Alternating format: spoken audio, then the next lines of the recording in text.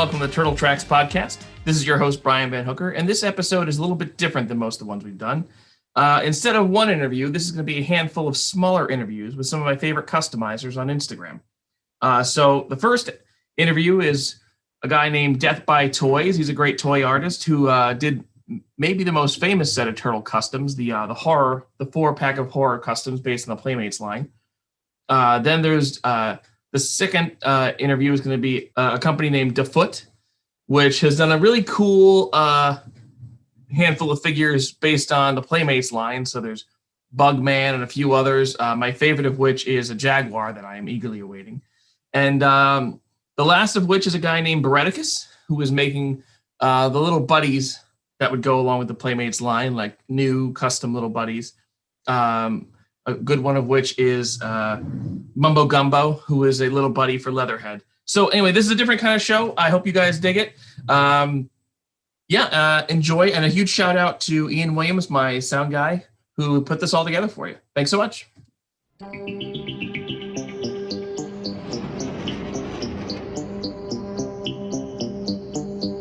Right here, I'm with Dan Polydoros of Death by Toys. Dan's a really prolific toy artist who's done a lot of amazing, cool stuff, but we're not really talking about any of that today.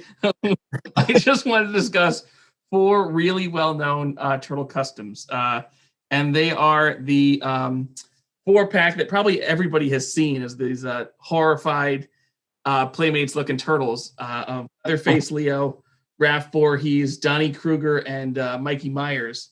But before that, Dan, how you doing today? Thanks so much for being here. Good. I'm doing good. Thank you for having me. It's nice to be here, dude. So let me ask you, have you been a Turtles fan growing up or anything, or?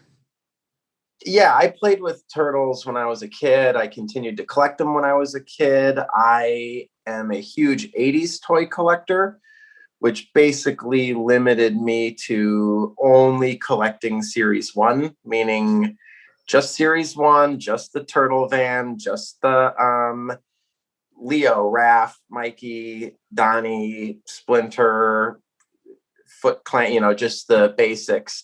When they started getting into the sort of weirdo stuff of the Cowboy Don or that kind of stuff, I like that kind of stuff and I find it kitschy and fun, but I don't really collect much of that stuff. Gotcha. So no Magician Raphael for you.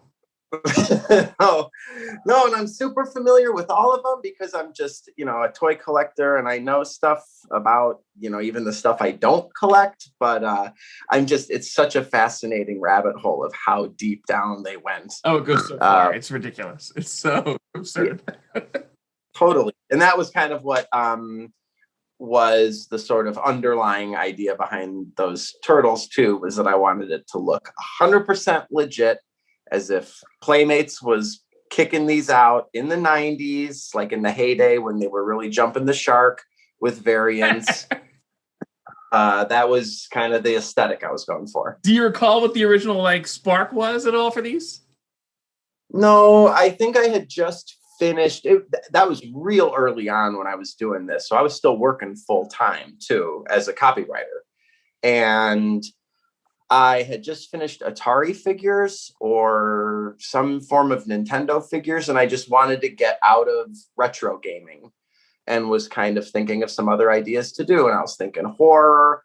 I collect turtles, like I said. Granted, I don't collect that 90s style that these are kind of mimicking, but it kind of all just slowly came together of just to do these 4 in these sort of classic 4 horror icons, in my opinion. Very cool.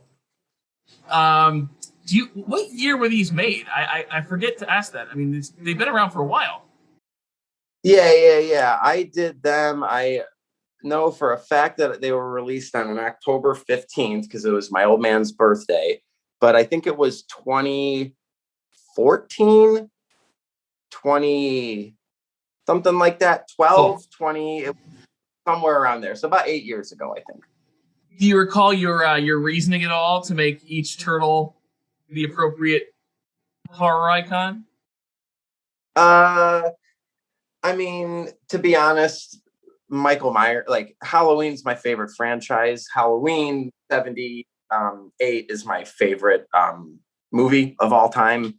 Texas Chainsaws in my top 3 movies. And so those 2 are going to be in there. And if you're talking classic 80s horror icons, then if you're going to include Mikey and you're going to include Leatherface, that just basically was like, well, Freddy and Jason. And I had started putting together a pretty cool pinhead from Hellraiser. And it just didn't work out quite like one of the others, whichever ended up replacing it. But they're my favorite horror icons and just kind of fit with the 4 classic, the Playmates classic 90s aesthetic. Even though I don't collect it, I love it and just think it's ridiculous. Do you remember how getting like Donatello to be Krueger or Raph to be Voorhees or anything like that? Was there any like the reasoning that you remember to like line up these certain characters?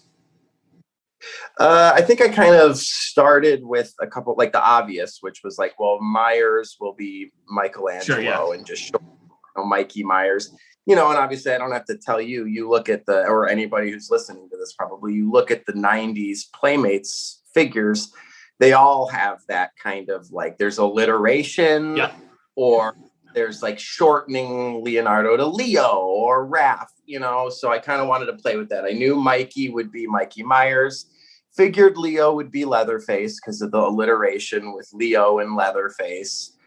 And then Don Krueger, when it comes to Freddy Krueger, Donnie was the only one that could be shortened to that 2-syllable Donnie, Freddy, Raph really get shortened to Raffy. And then it left for me what I think is super funny of just Raph Voorhees.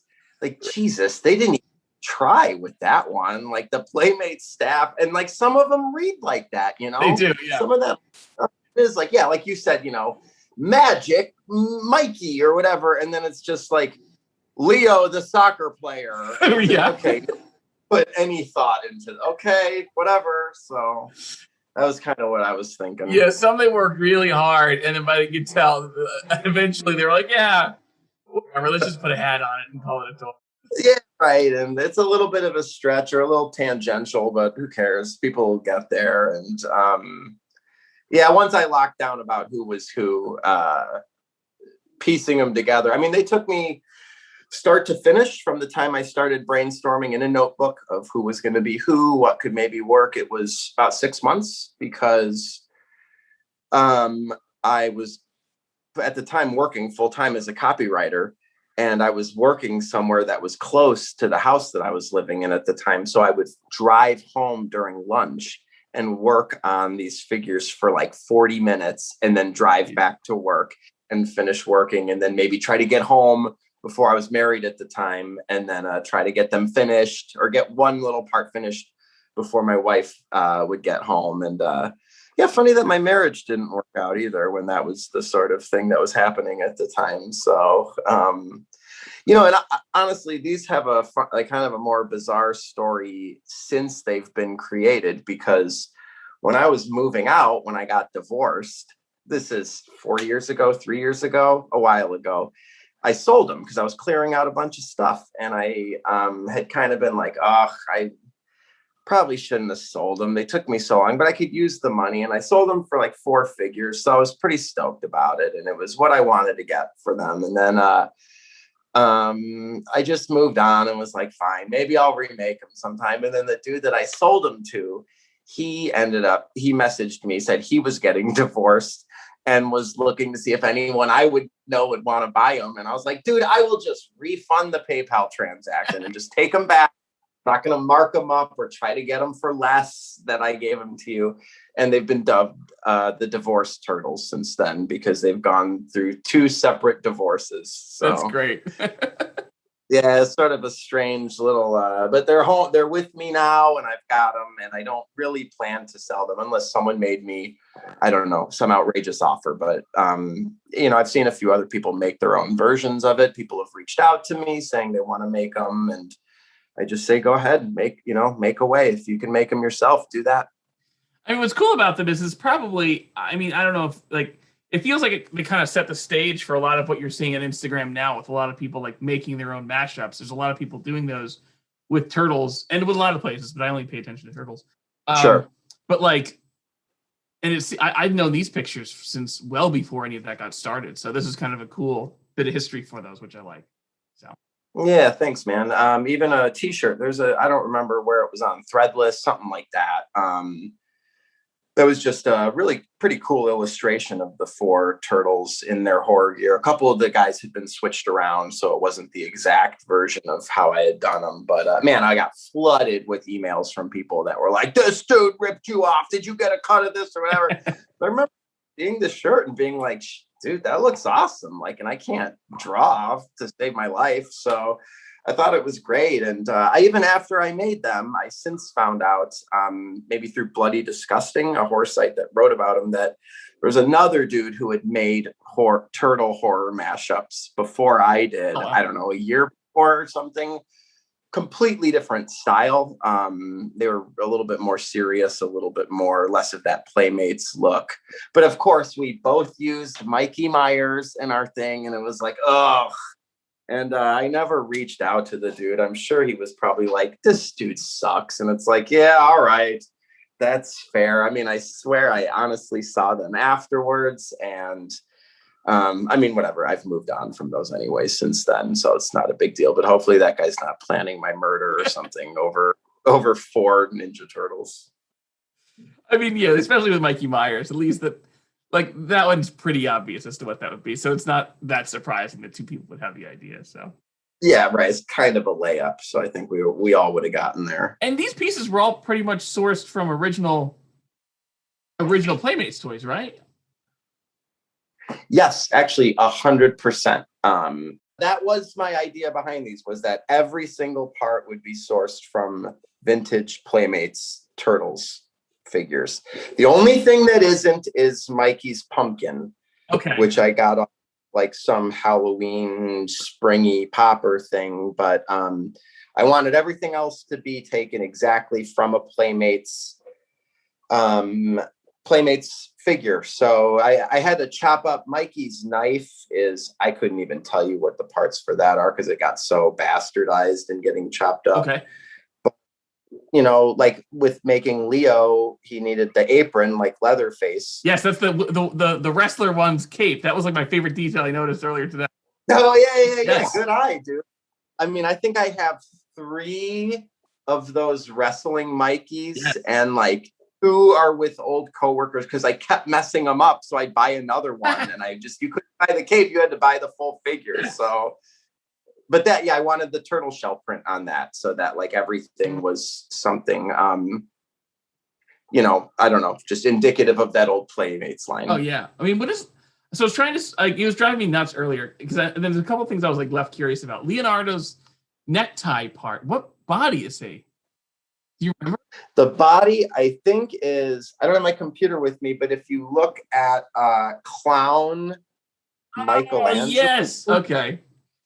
I think, but that's just his torso. And then I cut him at the waist and gave him, I don't know, some other random groin. And then the 2 legs are maybe, I have it, it's on my site. Okay, cool. I have the whole breakdowns on my site. I mean, this feels like it was a million years ago for me. The last one I was curious about, if you remember, cool, if not, no worries, was Michelangelo's head. Because for a second I thought, did he use the Captain Kirk head from the Star Trek Turtles because the William Shatner connection? Yeah, with the Myers. Is that what it is or no? No, so you're not the first person that's asked, because horror fans are awesome, and horror fans that know Turtles stuff ask that exact same question, like how boss would that be? And that was what I wanted to do. I wanted to get the Shatner, the Kirk turtle mask. But I don't remember what the exact reason was. But the other turtles didn't look right, I think. And it was whoever I ended up using it was still from the Star Trek line, but it was someone who had hair on the top of his head and a mouth that was a little bit more closed, like the Myers mask looks. I can tell you right now, it's because I almost thought, I was like, is it that one? It's, Chief Medical Officer Raphael, but it was... Oh, McCoy, Bones. Yes. Yeah. All right, that's who it is. And that might have also been a result of, I don't know where their like the tie, like the knot on the masks are, but it was also that I wanted the mask tie to be visible so that you could see the knot coming off to the side. I just thought it was a nice detail with the orange on it too. So I don't remember what the others look like, but I went through 2 of those undercover Don bodies too, because that's who Mikey's body is. Oh yeah. In the trench, but I had to cut half the collar off because the trench coat collar on undercover Don is so comically big because he's like so undercover. Had to like cut a good like ½ inch off of it. And in doing that, I just wrecked the first one. And it's everything. Most things that I make, it's the result of the first one being screwed up and then the second one coming out. It's funny looking at the Leonardo Kirk anyway, like the hair's all wrong for that mask. Like he's got from back in the day.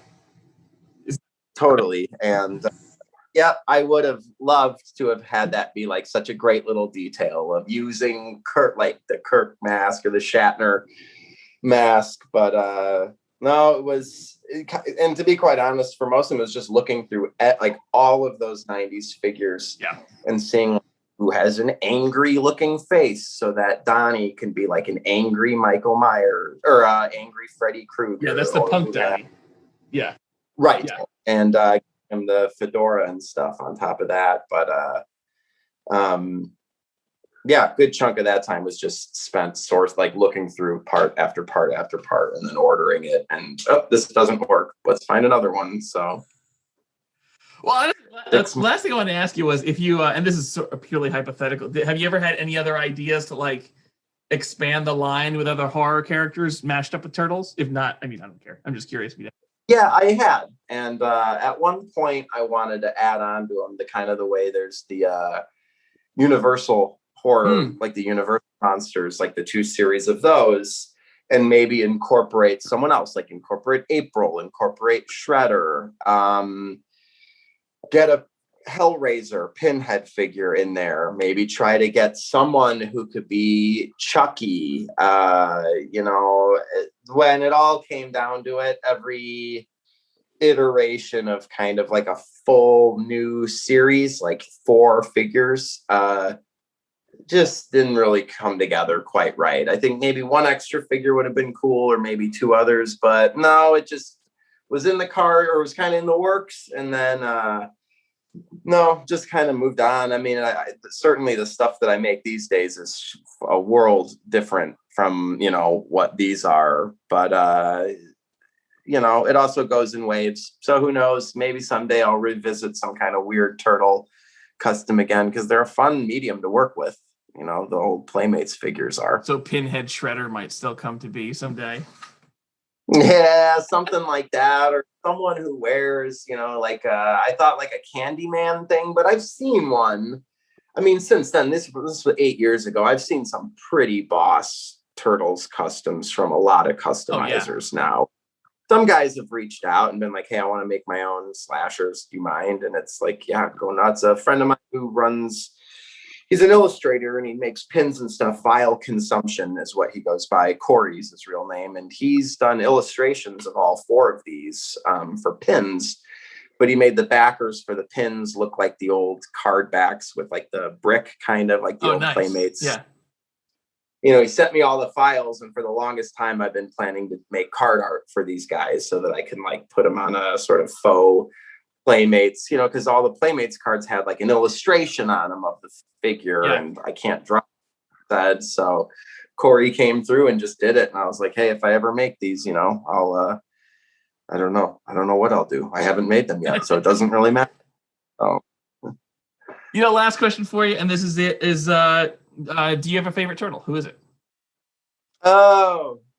I think as a kid, I was always a Donatello fan. Just that was solely because whenever I was playing as a kid, a bow was the easiest thing to mimic. Grab a broom, grab it off of whatever, and like I always just kind of went with that. I kind of liked that.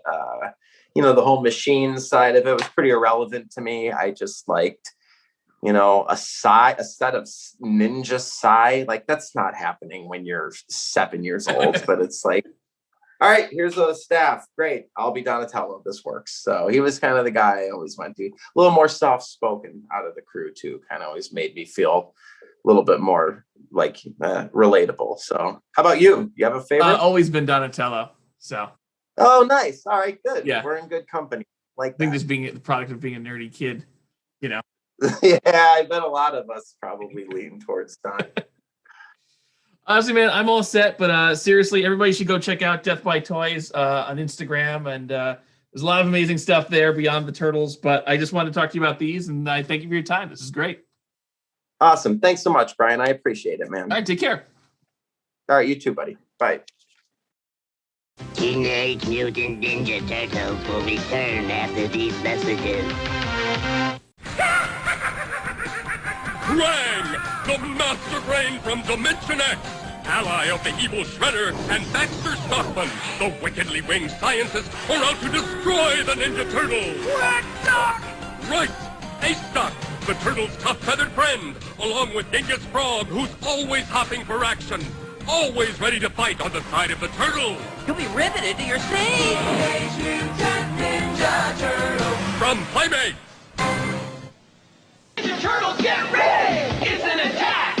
A snack attack! A crunchy snack attack! It's a Teenage Mutant Ninja Turtle piece of crunch-a-bunga! Snack attack! A snack attack, Jack! Going to pieces over crunchy little pizzas! A snack attack! Pizza crunch-a-bunga snacks! Sounds like a crunchy snack attack, dude! I take on any ninja who takes my crunchy food! Pizza crunch-a-bunga! Want some? Got some! Awesome! Crunch-a-bungas! We now return to Teenage Mutant Ninja Turtles.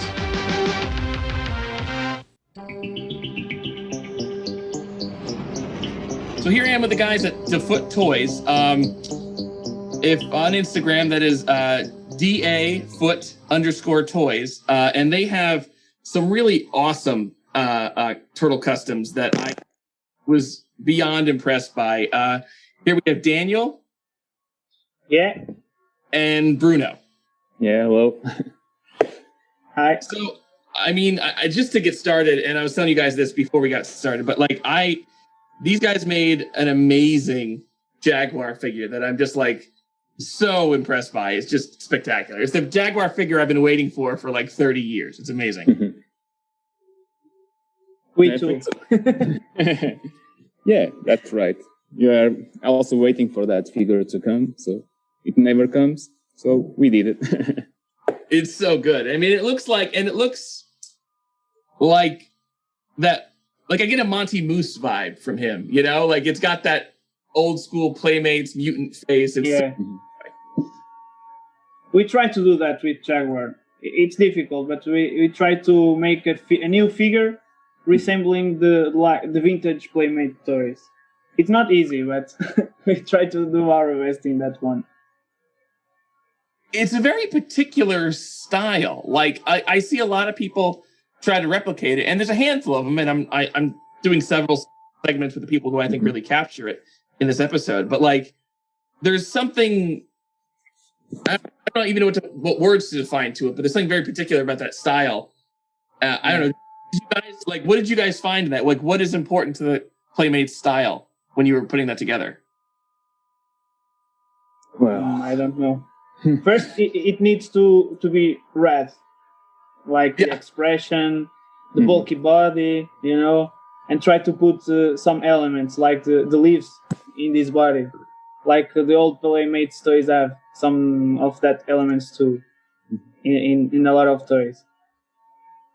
And then I think it was research, you know, like seeing the comics, the Archie comics, trying to see the old concept that Playmates made for him.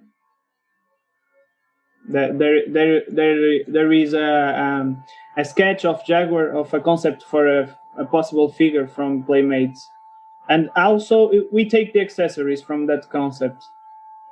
Oh, we base all our accessories in that concept. There was a concept drawing of Jagwar figure. Yes, there is. It's not. There is. Yeah. There is one. It's not. I think it's not the best drawing of a concept or for a Playmates figure, but it's cool enough. And we did a kind of a mix of the Hershey Jagwar and the Playmates concept, and then we blended it together and have a little bit of our style. That's cool. I had no idea. I was always like, there's a lot of weird relationships between the toy and the cartoon where there's plenty of cartoon characters not in the toys and plenty of toys not in the cartoon. Mm-hmm. But there's a couple like glaring omissions. And I mean, Jagwar and Dreadmon are the two biggest. Dreadmon, yeah. That I just like, why didn't they make them? And I'm mad. I'm still mad that they didn't. So yeah.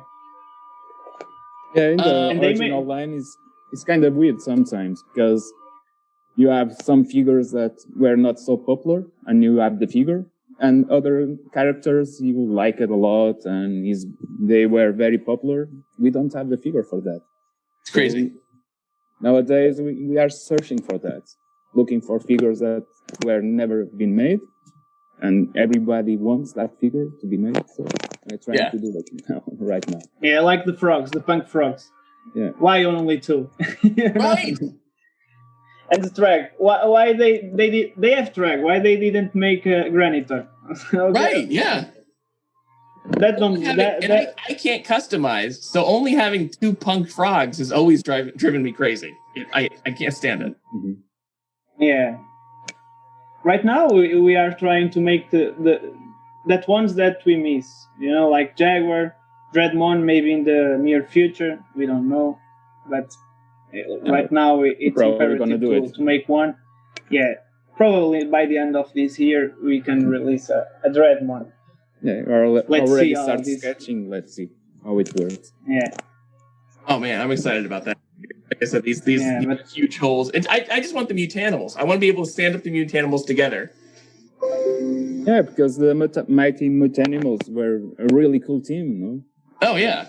And when they appear in the RC that was great for me. I was in love with that characters. And then they were gone. No figures for all of them.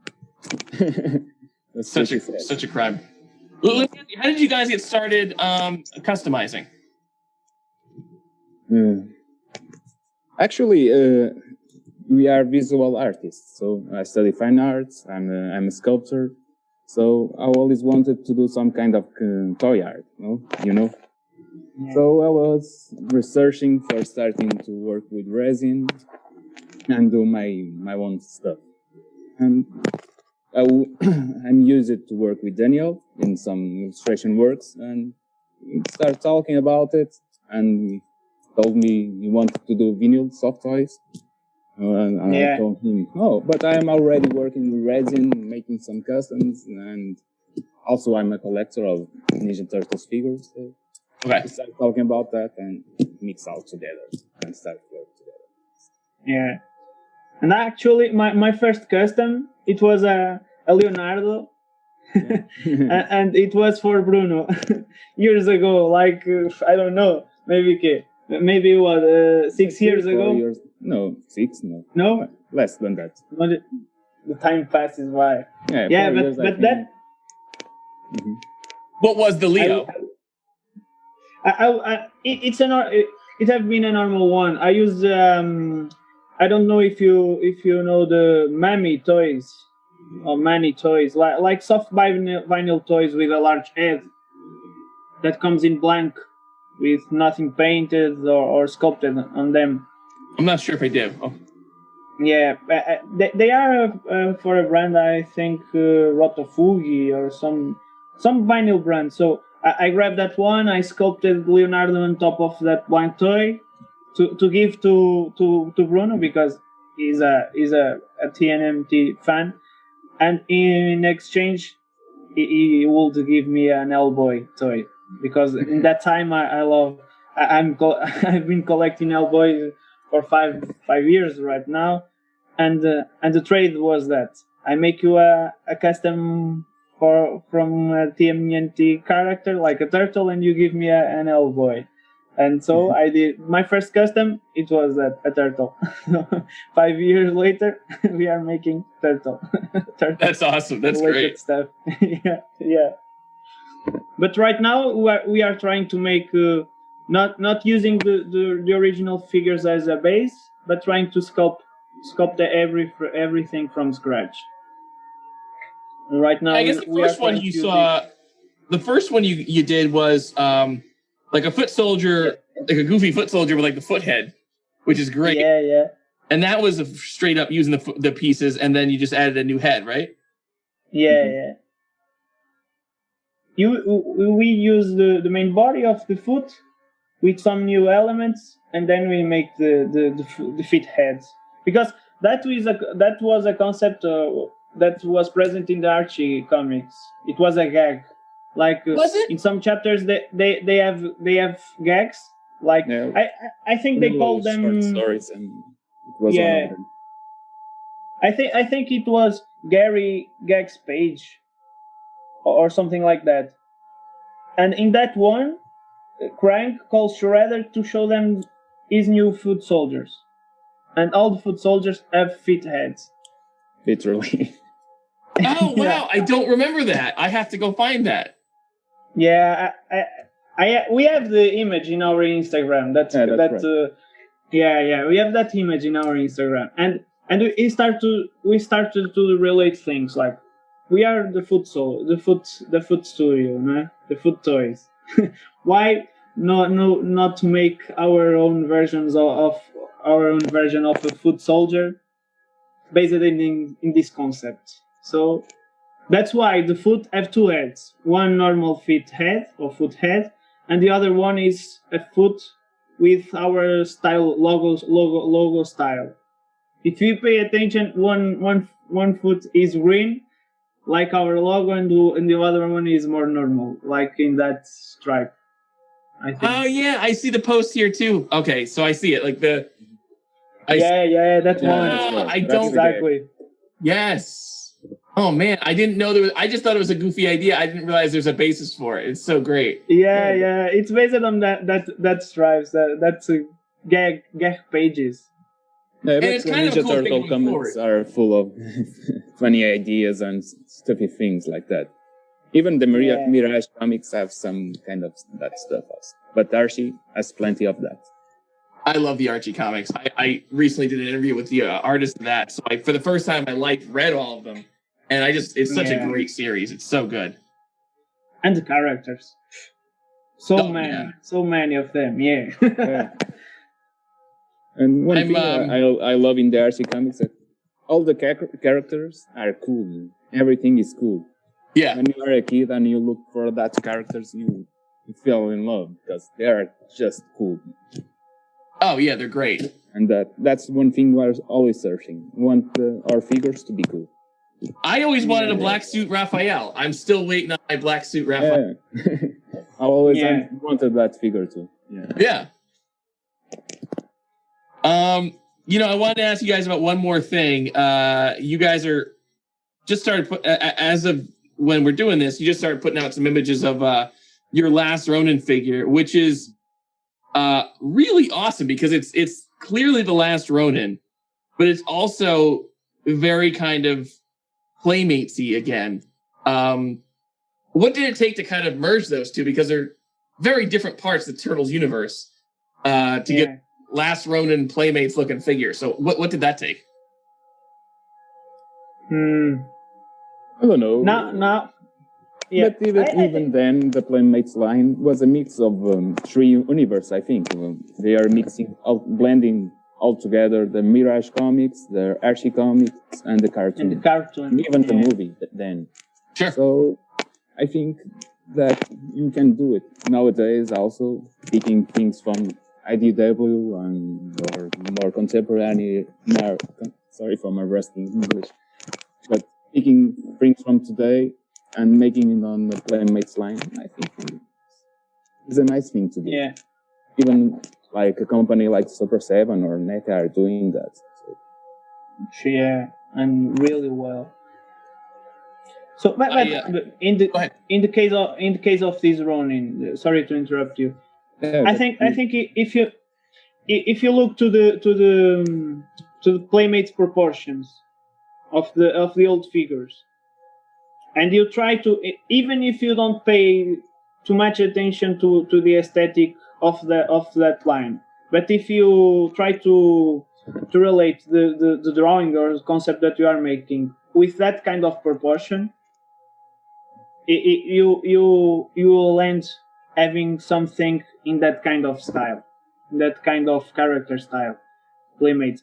Then it's tweaking the figure or the drawing to put some elements that resembles to that whole line, you know, like putting the one leg in a different position than another, one arm have a different kind of twist, the proportions of the head. So that things, if you can to make the proportions right and put that kind of elements, then you may put more details, less details, but that in the last instance doesn't matter too much. If you nail the proportions, you almost right away you can tell, okay, this is in the Playmate style. You know, it's so funny. Like I've collected these toys my entire life, but I never quite realized it in that way. Like those thick bodies, the oversized heads. Like you're right; those are really the kind of telltale signs of this line, because there wasn't a ton of articulation, so it was like cool poses on these really thick bodies. Mm-hmm. Mm-hmm. Yeah, you don't have a ton of articulation, but the dynamic pose helps a lot to have some dynamic play. Can I tell you one thing? Go ahead. Yeah. Sure. One thing that really impressed me about the last Ronin figure, so it has all these cool little accessories, and there's the smallest little detail. There's a stick of dynamite, and you guys wrote the word kaboom on it, and I was like, okay, these guys really get it. They really understand the Playmates line. That just sold it, a little kaboom. that kind of details, it's what makes the figure funny, right? And so special. No? Yeah, that kind of gags. Sometimes it's annoying if you think like a figure like General Track that has a spider on his arm all the time. In a way, it's cool to have the spider there, but when you're a kid and you're playing, he has a spider there all the time. Sometimes it's annoying. But a little bit of illustration, a little bit of some detail, I think is good to put on the figure. It gives some vibe, original vibe, something special, no? Yeah. And we are trying to do that. Yeah, with Muckman it worked because he was just a pile of garbage, but with other ones it's like, oh, there's a permanent creature on my character. It is weird. Usually unpainted too. Usually they didn't paint it either, which is all the more frustrating. Yeah, it will be costly to paint all that kind of details. Oh yeah, because that line, some figures have details on details, you know, and in that kind of scale, the sculpting is amazing. Yeah, another like. Our initial worries was like, okay, so we are trying to make a figure to that line, but that line is so good and have so much detail. How we can do this? But then with the time passing, we know that sometimes you can have figures more simple, but if you nail that kind of vibe, okay, maybe doesn't have so much detail than the original ones, but it resembles that line, or it sticks together with that line. And that Jagwar with that photos that we post with all the mutant animals, I think that photos are way cooler with that Jagwar in there, you know, finishing the team.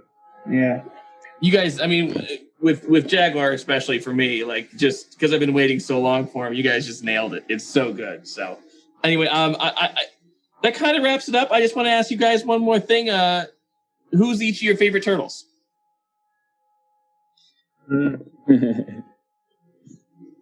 I like them all. I like the team. In the beginning, and when I was a child, Leonardo was the first when I like it. Yeah, because he's right. and, No? and was the leader.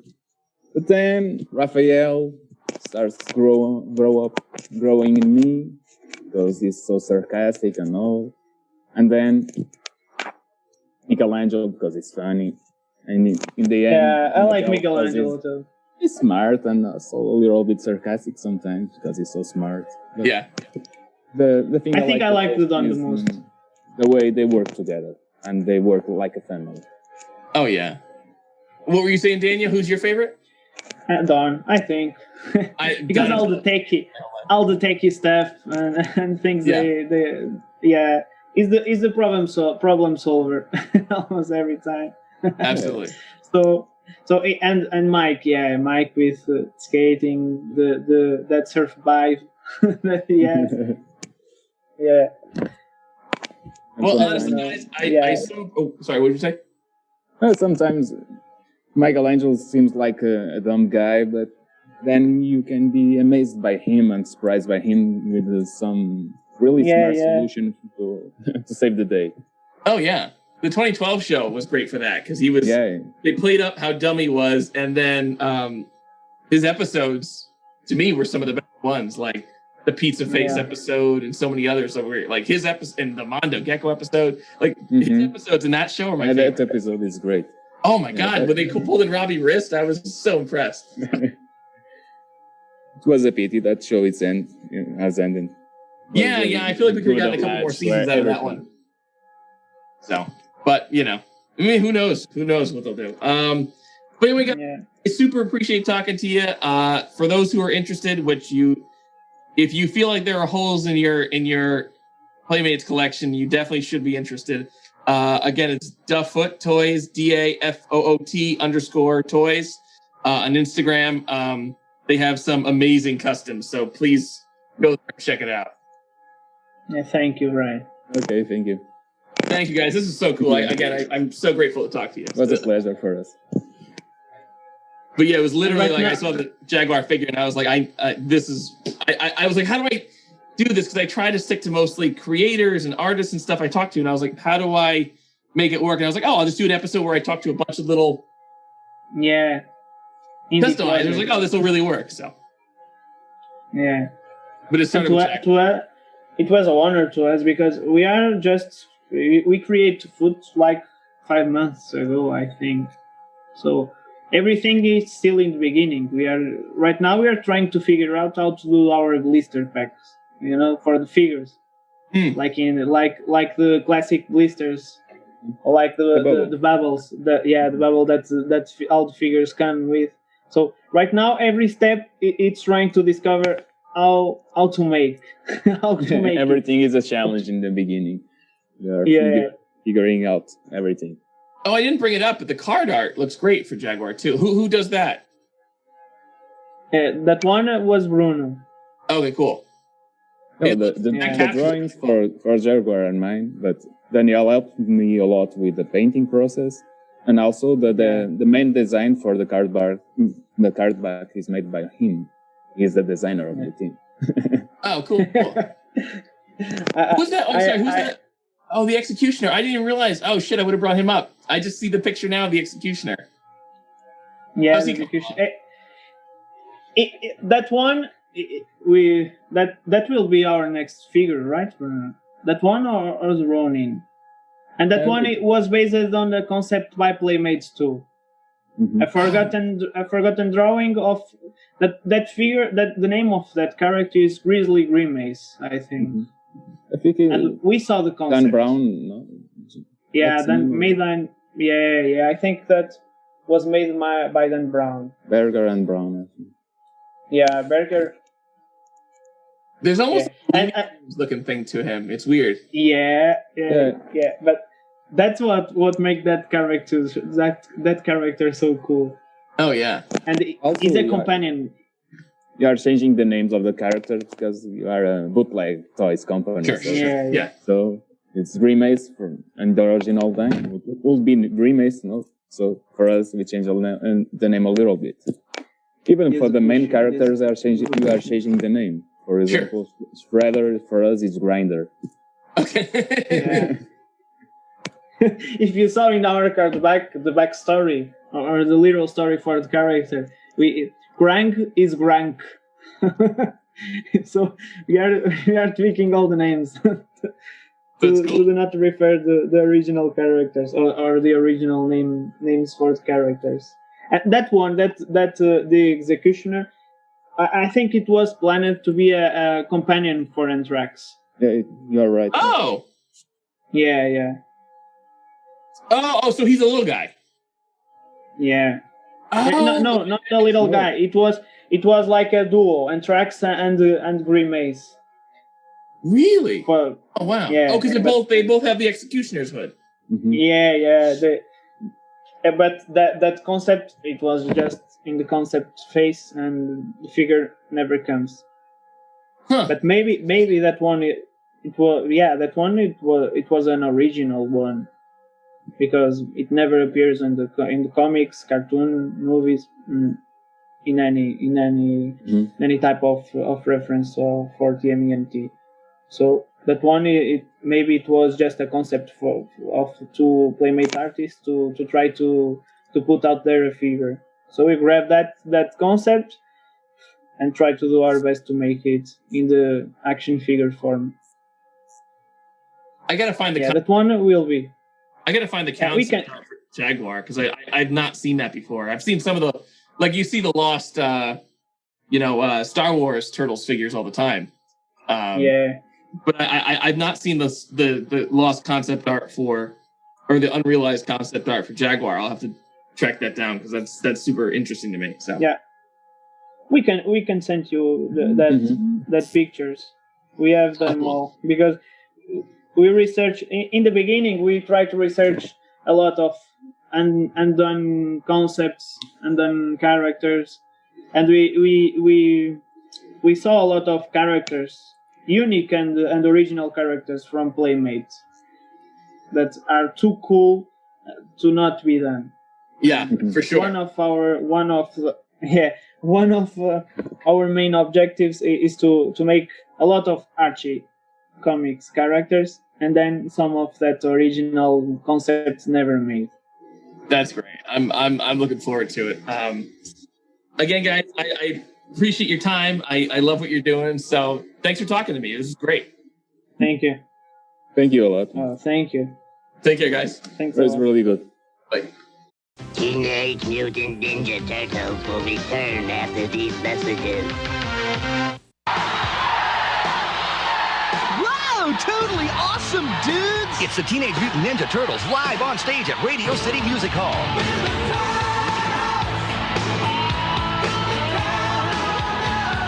It's a totally rockin', dancing, musical adventure. Come help the gang of green triumph over evil.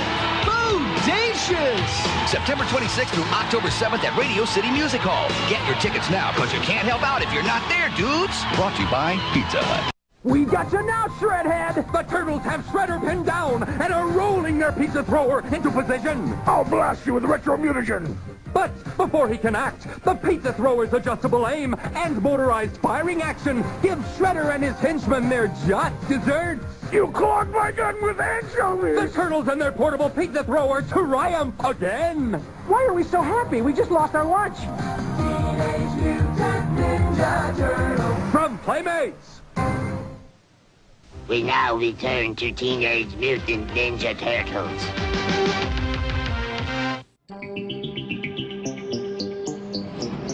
So for this interview, I'm talking to Christopher Barrett of Barretticus on Instagram.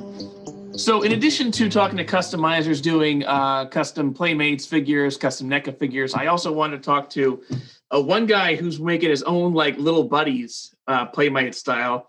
For those of fans of us of the original Playmates line, there were often little characters that were included with the more the regular articulated mutants. And Christopher Barrett has made one really, really cool one that I wanted to share named Mumbo Gumbo. So Christopher, can you tell me a little bit about Mumbo Gumbo?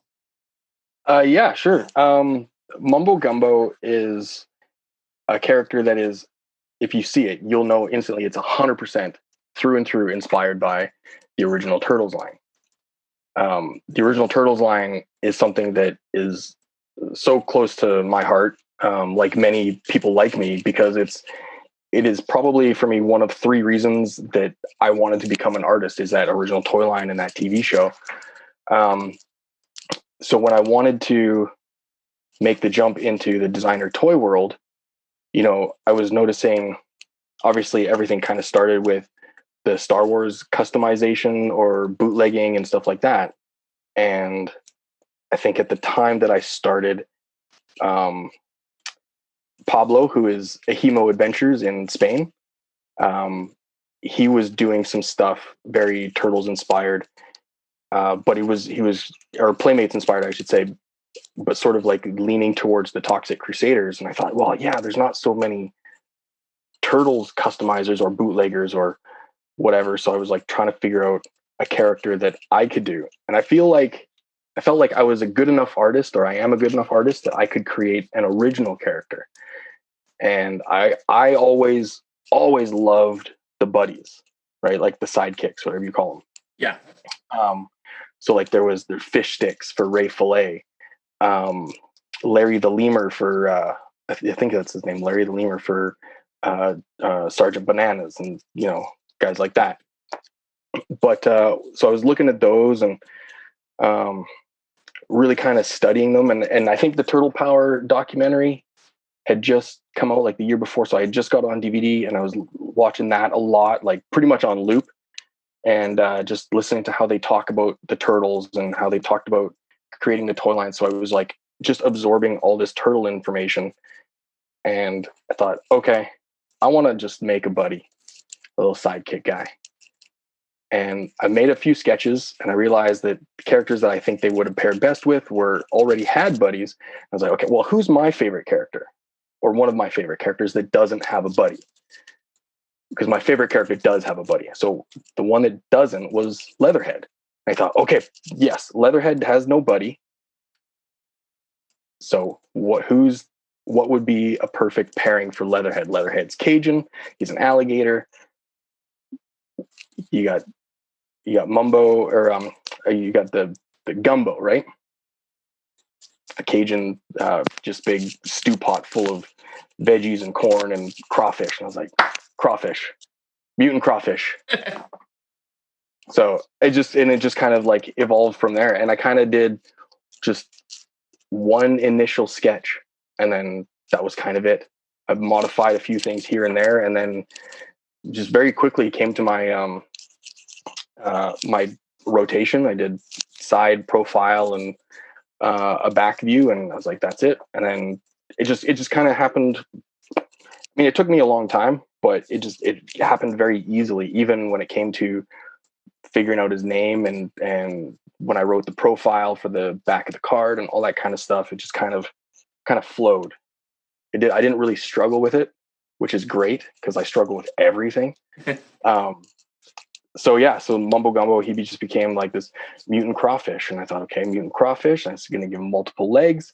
I like the idea that he still has, or that he has one crawfish hand, but one human hand, because that way he could be holding a weapon, right? And then big googly eyes. I was listening to the guys in the documentary talking about the asymmetry that all the turtle figures have. Yep. So on one side of his body, he has the crawfish hand, but then some of his feet don't have boots. Some of them are in boots. The other side is the opposite, where like whatever side has a boot, the other side doesn't, or has exposed toes, stuff like this. And then I just started adding like his, like the, I don't know, the like accentuations, like here, like, okay, we'll give him Leatherhead has his leather Crocodile Dundee style hat, so I'll give Mumbo Gumbo a straw hillbilly style hat.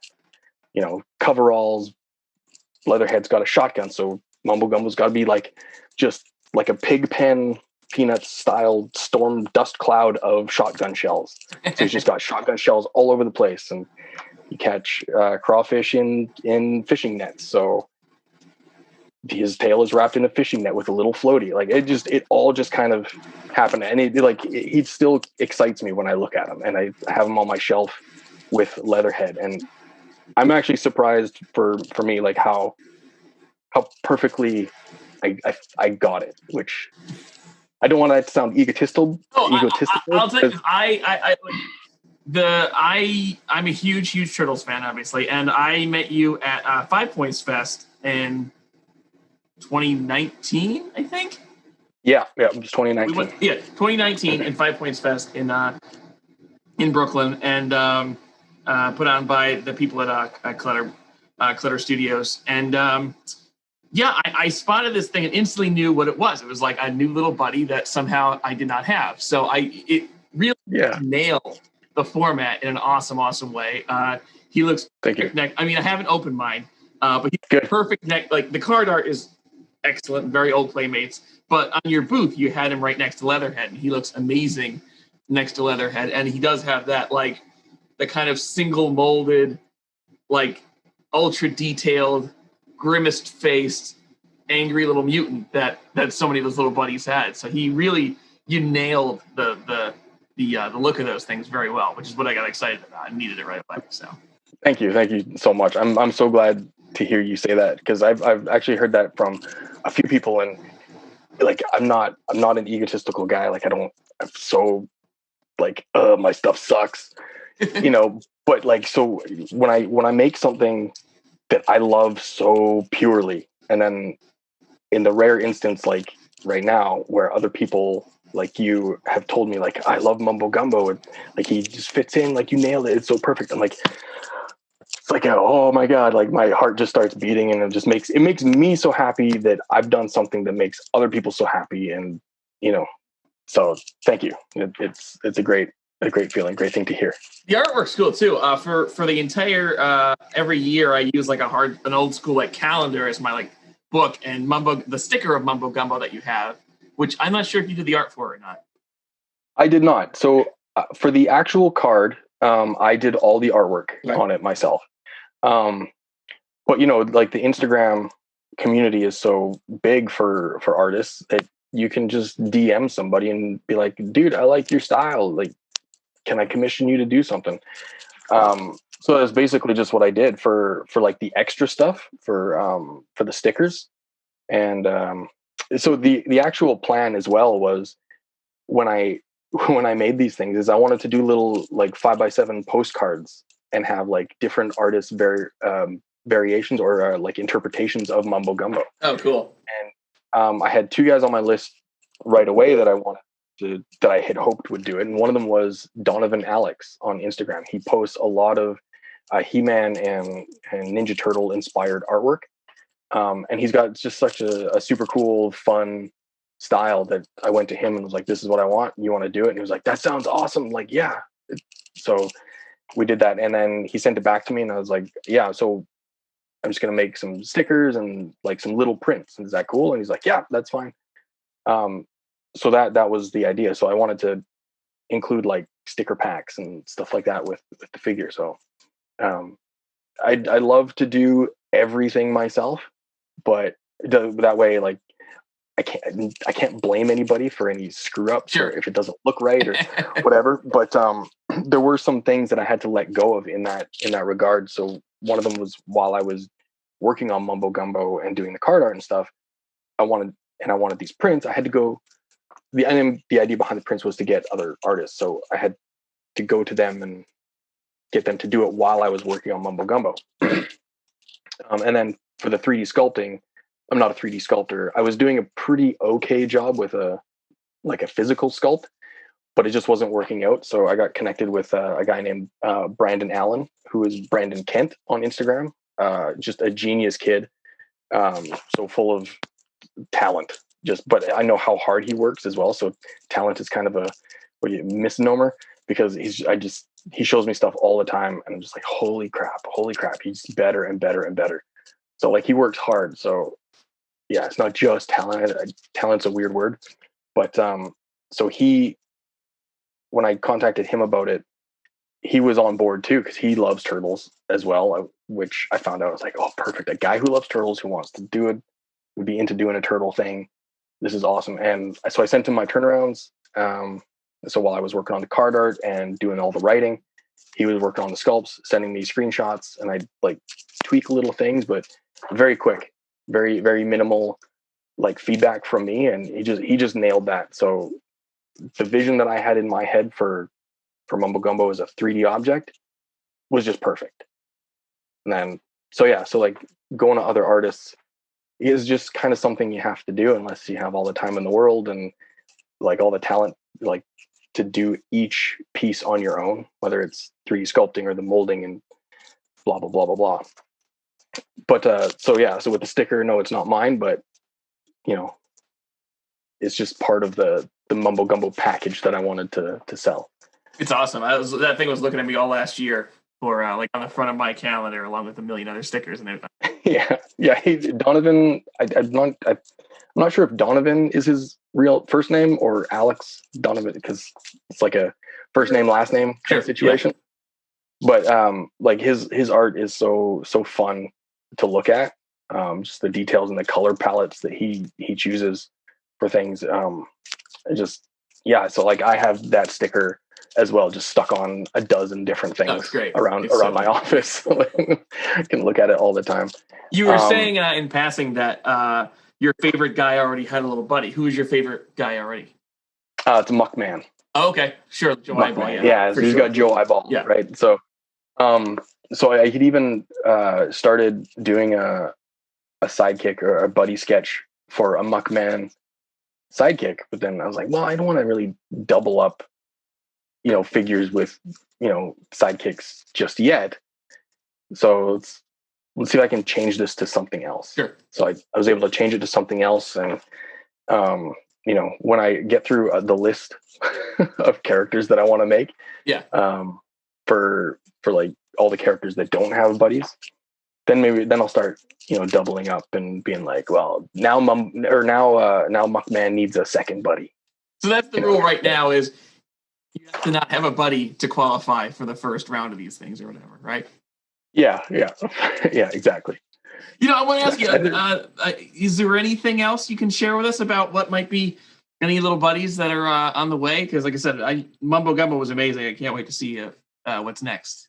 Yeah, I have 3 other characters that are in the first, like, quote unquote wave. Okay. Right. They're on the back of the card, right, in black silhouette. Yeah. Have you crack the silhouettes? I couldn't figure them out. So.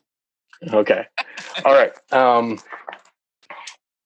Yeah. What can I say? What do I want to say? All right, how about this? Just tell me one of the people that they're the buddy of. That's pretty vague, right? We can do that. We can do that, but yeah. But like, so I don't know. It's such a tricky thing. I want to tell you everything. Oh God. Okay. Yeah, you can edit out all my weird silence while I think. The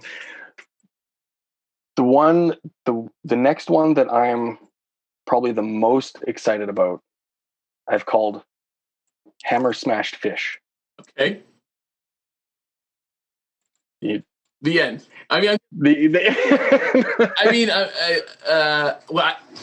that's fine. We can stop there. I mean, like, I don't need to crack. No. So I want. There's only a handful of fish, so I'm guessing it's Merdude, who I don't think is anybody. All right. He had a lot of accessories, but no buddy. And, he had that. And you hit the nail on the head. So there it is. There's one. Cool. But I'm gonna guess that you're not exactly a death metal fan, or I don't know. I don't know. I'm not. No. Okay. All right. No. So one of my favorite bands is Cannibal Corpse. Okay. One of their most popular songs that they played in the Ace Ventura movie, if you remember, was a song called Hammer Smashed Face. Okay. Yeah. So he's a heavy, or like a death metal hammerhead shark that's going to go with Merdude. Oh, dope. Very cool. Yeah. So that's awesome. That's the one that I'm most excited about, but I'm really excited to do the other 2 as well, cool. Which are and I've basically done it so that there's 2 buddies that go with good guys and 2 buddies that go with bad guys. That's a cool way to balance it out too. That's awesome. Yeah. So I don't think I'm going to be able to do No, maybe I can do. Murdude's a good guy, right? I think Murdude's a good guy. Yeah, he's a good guy. Yeah.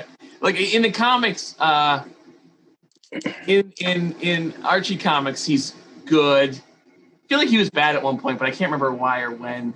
But I don't know if it's relevant anyway. But yeah, maybe he's an anti-hero. I don't know. I think so. And they did a lousy episode of the cartoon with him, but I can't remember if he was good or bad. But yeah, I think he's primarily good. I sound the name for sure. So yeah, because I know that in the 2012 series they touched on like the Atlantean kind of thing with, and Mikey just kind of calls him, "Hey, Murdude," but there's like a whole bunch of them, right? Like there's no single Murdude. There are lots. Yeah, but they weren't necessarily bad guys. They were just like the turtles were in their territory or whatever. So yeah, they got arrested by the royal guards. Just so everybody knows where to find you. Again, you're Christopher Barrett. It's at Barretticus, Barretticus. ICUS. Oh, I knew it was good. Retticus on Instagram. It's worth checking out. Mumbo Gumbo is awesome. Let me ask you. Last question is, who's your favorite turtle? Like turtle or turtle character? Let's go with turtle. I mean, if you're more excited to talk about a turtle character, go with that. That's cool. No, so my favorite turtle character, everybody, like they say, everybody identifies with a specific turtle, one of the four, right? Yeah, for sure. It's Raphael. My favorite color is red. Raphael's got a little mean streak in him. Sure. So, yeah, and so that's my guy. Cool. I always find it fun to meet people who say it's Donatello. I'm a Donatello guy. Yeah, I was gonna say that, but yeah. So because I feel like Donnie and Leo are probably the ones that get chosen the least for sure various reasons, but yeah, I like Raphael. But my favorite character is Muckman. Okay. Top for the whole shebang. That's Muckman. Yeah, Muckman's great. Yeah. And that toy, nothing beats that original toy. He's just fantastic. No, and the crazy thing is that I always wondered as a kid, why is his mouth open and why is his stomach open? And I didn't figure it out until 2017. Oh my God, that you can put ooze in him? Oh. That you put ooze in the trash can and it oozes out his stomach and you pull the skull cap off. And because originally he didn't come with any ooze, right? I don't think so. So I was like, so what does this do?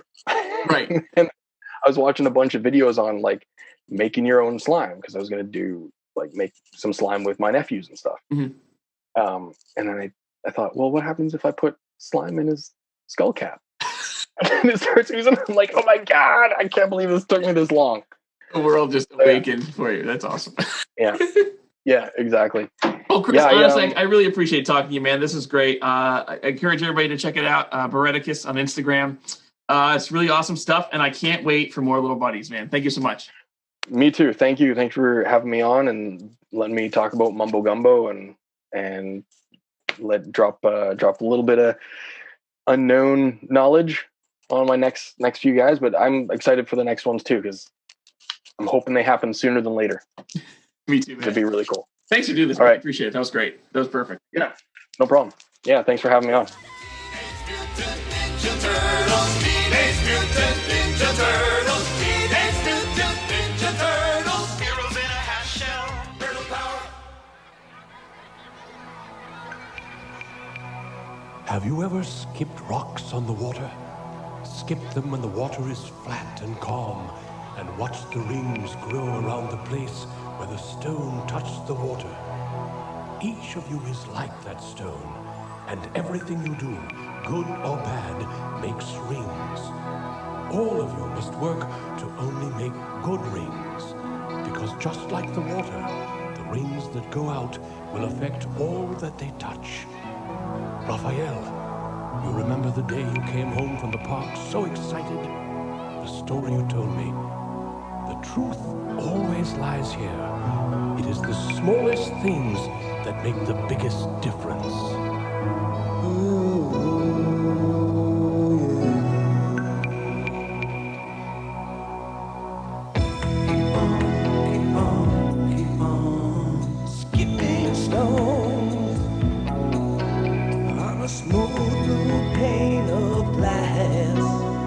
on skipping stones.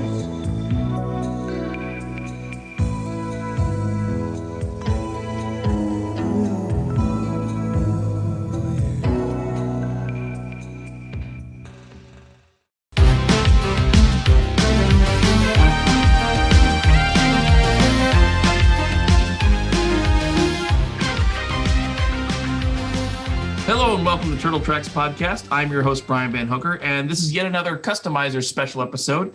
Today we're talking to another 3 customizers that you can find on Instagram: Collector Dibbs, MOTUCustoms, and Dimension X Toys. Collector Dibbs created a lot of original designs as well as some lost designs from back in the Playmates days, like Night Mike. For MOTUCustoms, he's done similarly a lot of original ideas that are really awesome, as well as some lost ideas, as like Jim Lee's Leonardo, which I own myself. And then Dimension X Toys has been doing some awesome stuff with a 3D printer, like oversized foot soldiers and Scratch the Cat and cool characters like that. So anyway, enjoy this special episode, and thank you so much for listening.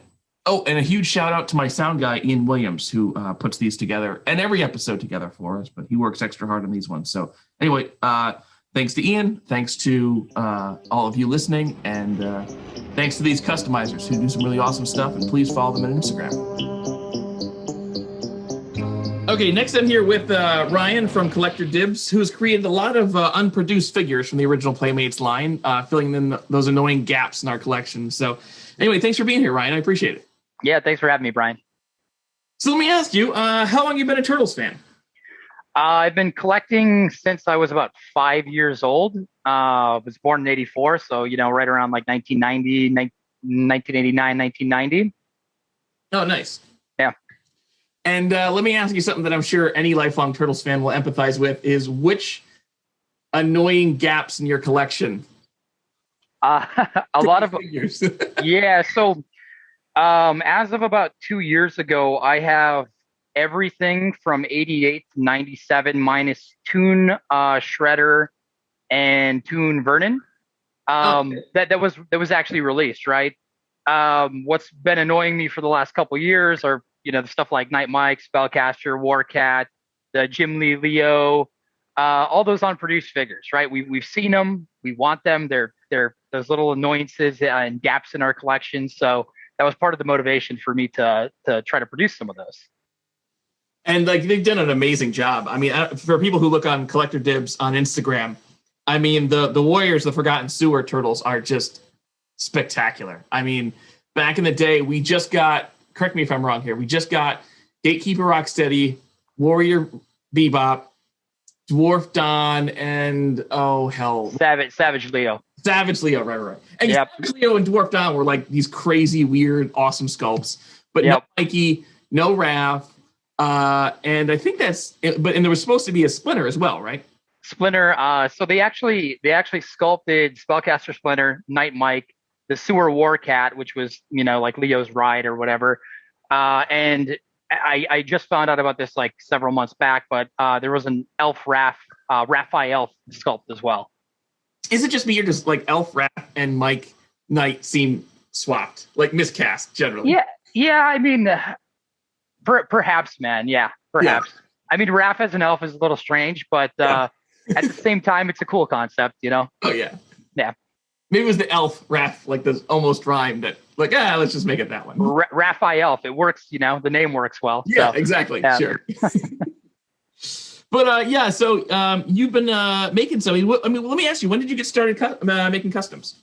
About 2 years ago, man. So I can fill you in on a little bit of the backstory, I guess, of how I got started. So I've been collecting for a long time. Like as a child, I annoyed the shit out of my mom because I didn't want to open the figures I was buying, the Turtles primarily, and X-Men as well. So she ended up buying me 2 of them, and I'd open one and play with it, and I'd keep one and toss it in a box, and would go in the back closet. I'm actually at my parents' right now. And so she was very annoyed by that, but it was quite nice. Like 3 years ago, she asked me to clean out the closet back here, and I had like 12 tubs of stuff, a lot of MOC, a lot of it in really good shape. I had a loose hotspot and a loose scratch and all that. So that was all pretty great and exciting, you know? That's awesome. Yep. So that's kind of when I started and how I started collecting. And then, you know, as an adult, I'm 36 years old right now. You know, we're all, I think this is the same for a lot of us. We're all working now. We have a little extra spending money, and we're nostalgic, right? So naturally, like, I don't know, 3-4 years ago, I started filling in the gaps in my collection. And then 2 years ago, I came across Hemo Adventures, Jumbo Nugatron, and Custom Stolf. And I was just like, wow, this is stuff that I wish they would have made back in the 90s, like these mashup concepts. Yeah. And so I immediately started collecting those. And then I actually reached out to a couple of the aforementioned guys, and I was like, hey, I have some ideas for mashups, man. Like I wanted to do a South Park, a Cartman Raph, a fat ass Raph.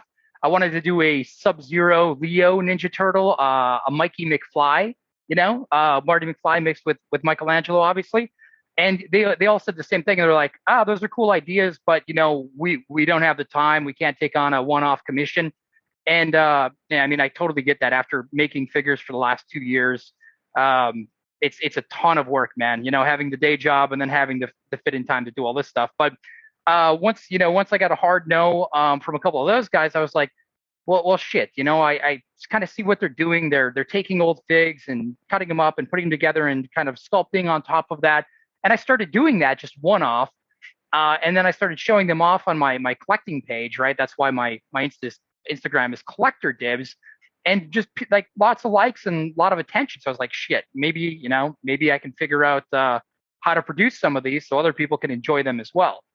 And at that point, Jumbo Nugatron, Chris was coming to New York City, where I live, for the 5 Points Toy Fest, like Art and Toy Festival in Brooklyn, and we've been talking. I hooked up with him there, helped him set up his display and all that.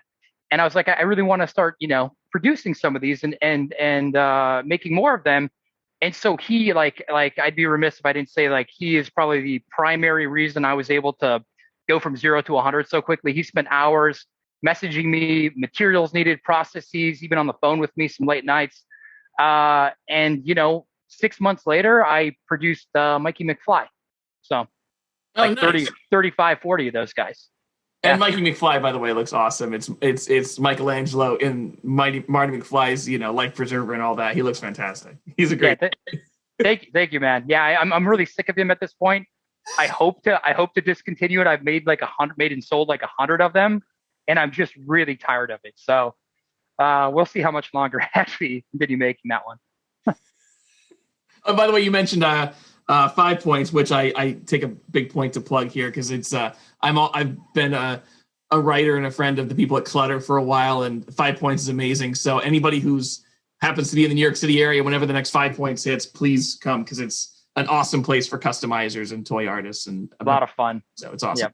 Yeah. So yeah, I guess after Mikey McFly, who was next? Was that Cartman Raph? So actually, I haven't actually released that one yet. I made Fat Ass Raph, Cartman Raph, Sub Leo, McFly, a Goosebumps figure that you know not too many people cared about. Dawn from the East, Beast from the East, mashed up with one of the like Tyranno figures, Tyranno okay. Mike, I think. Yeah, I cut up a sumo and a Tyranno for Cartman and oh for my that God. one. Yeah, I wish I wouldn't have done that, but I luckily still have them, you know, MOC in my collection. But those were like the first 5 or 6 that I produced. Really was heavy on McFly. Oh, I also did Hunter S. Toidle, Hunter S. Thompson mashup with Mikey. So and a Vader Raph. So those were like the first 7 I produced. And I produced them all at the same time, or I made them at the same time. And then like at the end of 2019, I actually started producing them. Mikey at a large scale and the rest of them at a very small scale. So very cool. Yep. And how did you get started with the Warriors of the Forgotten Sewer? Because I mean, those are some of the ones that, again, like I said, are some of the huge gaps that we all wanted to fill. Yeah. So it must have been, I don't know, last March, like about a year ago now. I'd been talking to Master Turtle, Hans, Master Turtle Customs. And he was into, you know, the 3D sculpting. He's got his Dino Saucers project, which is just freaking awesome. He's they're great. That yes. line. Yeah, amazing artist. And we were talking. It's like we both somehow the Sewer Warriors, the Warriors of Forgotten Sewer came up. We're like we'd both really like to do this. So let's figure it out. Let's figure out how to get our hands on them and reproduce them, and just kind of quickly escalated from there. I'd say.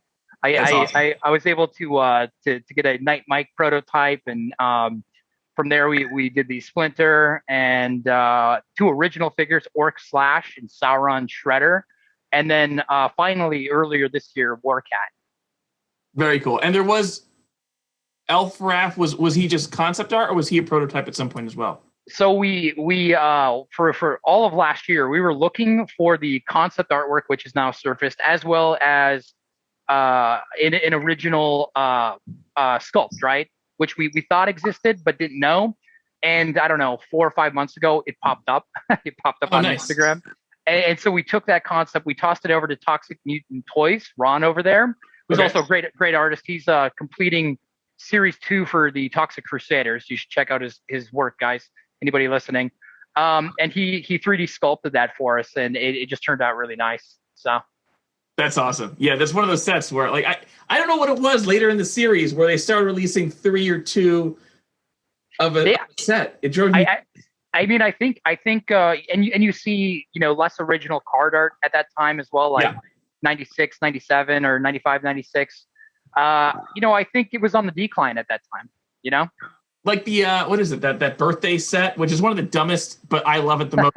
I love it too, man. Yeah, I love the goofy stuff, and it was Birthday Leo, Clown Mikey, Magician Raph, which is one of the best toys they ever made, with the stupid hat, Bunny in the hat. Yeah, that was awesome, man. But there was no Donnie. Like, there was no Donatello. They could have come up with something for Donatello. I'm sure there were tons of concepts for it, man, but for whatever reason at that time, Playmates was like I said, doing less original card back artwork and releasing fewer figs. It seems like.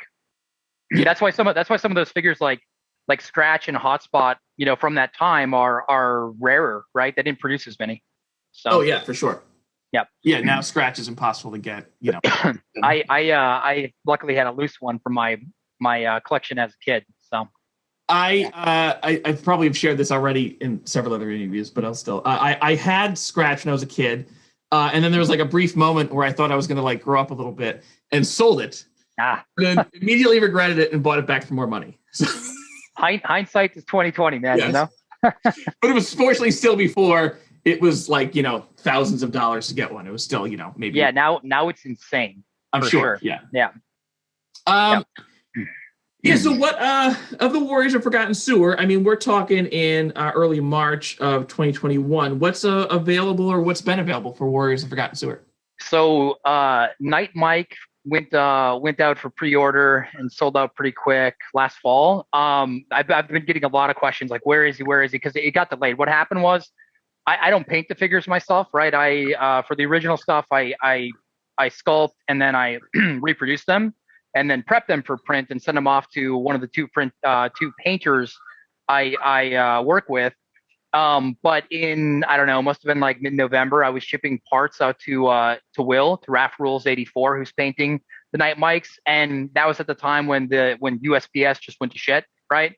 And like everything was like just stuck at some location or another or lost. Oh yeah. So that package was stuck in a warehouse in New York for over a month. So that's why the massive delay for those. But he's wrapping up the painting now, or the sealing, the gloss seal, and I should have those in a week. I've got the packaging all done, the extras all done, and they'll go out very soon here. And right now, I'm actually putting the Elf Rafts together. The Elf Raft, I don't know. There you go. Nice. I'm putting the magnets in, and I'm sanding and prepping for paint, and I hope to have them ready for paint the end of this month, at which point I'll send out to Will and I'll run the pre-order, so all my work is done. That's just waiting on the paint, and bam, ship them out when I get them back. And the Tiger will come eventually? Yeah, I've got about half of 30 War Cats done sitting back there. So yeah. It's super like that one's super Masters of the Universe. Like it seems like it is, yeah. I love it though, man. I think it's a really cool like ride or whatever you want to call it for Leo. The most impressive of those sculpts, I think, though, is that Splinter. Like, that Splinter is such a cool... Like, we got so few Splinters. We got some. Yeah. But, like, Creepy Crawly Splinter was kind of cool, but he also was in that terrible pose where you couldn't actually play with him ever. So it's probably my favorite Splinter in the vintage, the 88 to like 96 or 97 line. The original Splinter, I think, just looks like a giant turd. I mean, don't get me wrong, I love the figure, but a lot of them ended up looking like turds. So I was a fan. I mean, probably of the ones that I have, the flocked has served me well for a long time. Which one was that? The flocked one from the movie Star Turtles. Yeah. That one's probably been the best one. But yeah, it's hard to. I mean, I love the original Splinter too, but it's really not that easy to defend. So yeah, right. I think my favorite in the bunch is probably. I mean, I'd say Night Mike, but that's just too obvious. I mean, that is a really, really beautiful sculpt, and I think that was by Varner Studios. My favorite in the bunch, though, is probably Elf Wrath, just because like we took what the original sculptor did, which was a really rough sculpt. He never finished it, by the looks of it anyway. And Ron was able to, Toxic Mutant Toys was able to finish that. And I don't know, it's like weird, and I don't know. I just love it. It's definitely my favorite in the bunch. Besides the Orc slash, which was an original concept by Master Turtle Customs. I mean, that thing just turned out so badass. It looks very cool, and it fits in very well. Same thing with the Shredder. Yeah, I think so. It matches the other, bad guys, right? The Rocksteady and the Bebop. So, and I've got that one back here, man, in a display case. I'll bring that out so you can see it, actually. Please, yeah. Yeah, let's see. All the people in the audio format won't appreciate this, but I will. Yeah. Well, here he is. All done, nice. Man. He looks great. Slash. Yeah, man, and he's got the removable helmet. Oh, nice. Yeah, dude. That's great. And then, of course, again, sorry for the people just listening by audio. This is my personal Night Mike, painted by Does Machines. Oh, fantastic! He looks great. Yeah. Honestly, love it. For all of these in these interviews, like having your Instagram account open and ready to flip around makes sense. Like, so for this one, Collector Dibbs is the place to check these out. So, and I'll post the pictures as well.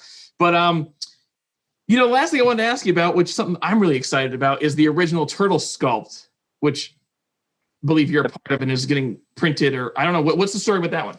Yeah, we're printing that one. That's the pitch turtle, right? Yes. I have, I don't know, 15 of those that just need some minor sanding, some minor like paint prep. And I'm hoping to do the pre-order for those probably in April sometime, hopefully by like mid-April. And I don't think I have a card back that was done by Ale Jedi Knight, one of the many artists I work with for card back art. And it's very, very vintage. I don't think I'll actually card it like with the tray and the blister, but rather print out the card to display behind the figure. And then we're also right now, we're 3D sculpting weapons. So, you can choose which turtle you'd like it painted as, and it'll come with the corresponding weapons. It's Donatello, though. That's a Donatello toy. I've seen the original painted as Mike, actually. Oh, really? Yeah, man. Yeah, I've got some photos somewhere. I can send you one, via Instagram or something. But the original I've seen displayed at a show, I saw a photo of it being displayed at a show, was painted as Mikey. It's so funny. I always thought it was Donnie because it's Donnie's head sculpt that would end up as the original Donatello head sculpt. Yeah. I don't know, but I've seen it painted a couple different ways. So. Oh, wow. Yeah. I mean, now are you planning on painting those? Because that's one that you can probably just display straight up and it's perfect as is. Hey, I think what we'll do is we'll let the buyers decide. You know what I mean? Like I'll open up on Etsy and I'll have a note in there that says, tell me if you want it painted and how you would like it painted, and they can choose. Cool. That's awesome. Yeah. Honestly, that covers everything I wanted to ask you about. Thanks so much for doing this. My last question for you is, who's your favorite turtle and why? I mean, of the four brothers or turtle in general? I guess now turtle in general. Is there? Slash by far, man. Slash. I love right, that. sure. I love the bad guys. I've always been partial to the bad guys, and I love the original sculpt. Yeah, my favorite for sure. The wacky one, big eye, and all that. Absolutely love it. I'd be remiss though if we didn't mention My Pet Slash, which is a great little. Oh yeah. That was probably my my favorite figure that I've been able to produce, and that was actually concept artwork that I worked with Marcos Mepe art on, Marcos Medina, and then we brought that. I didn't hand sculpt that one. We brought that to Gustavo Profeta, which is a 3D sculptor we work with, and then painted, of course, by Does Machine. So that was a big collaboration, but by far my favorite. I'm a huge My Pet Monster fan, and to mash that up with Scratch and to make it work was just freaking awesome. Absolutely love it. Yeah, that's another one people should check out. Is it's My Pet Monster mixed up with Slash, and it's awesome. It's a very cool little figure. I'm sure it's like, entirely your baby, so I'm sure that's why it's so cool. So. Yeah, it is, and we're making more of those. I didn't really want to because it was a pain in the ass to produce. But we're making 20 more this summer just because we've gotten so many requests and feel like we should get more out there for the collectors. So coming this summer, guys. Awesome. All right. Well, thanks so much for talking to me, Ryan. I really appreciate it. And again, everybody, that's Collector Dibbs on Instagram. A lot of cool shit, and definitely worth checking out. Yeah. Thanks for having me, Brian. Dude, thanks for being a part of it. I appreciate it. Yeah. Great. Yeah, no problem, man. It was fun. Teenage Mutant Ninja Turtles will return after these messages. This holiday, you can give the most radical gift. Excellent! Teenage Mutant Ninja Turtles, the movie. Now on video cassette for just $24.99. Plus, coupons good for $20 worth of free food and Pepsi at Pizza Hut. Speak up quietly! The foot are about to ambush the turtles' sewer playtest. But thanks to the turtles' periscope, it's no surprise. Take cover! The foot are attacking with their sewer ball. Watch out, turtles, or you'll wind up in the recovery room. Oh no! Retro Mutants news! The Shredder's up to his old trick. And speaking of going up, the turtles are taking the elevator to street level to make a call on Shredder using their private line. Reach out and crush someone. Teenage Mutant Ninja Turtles From Playmates. We now return to Teenage Mutant Ninja Turtles.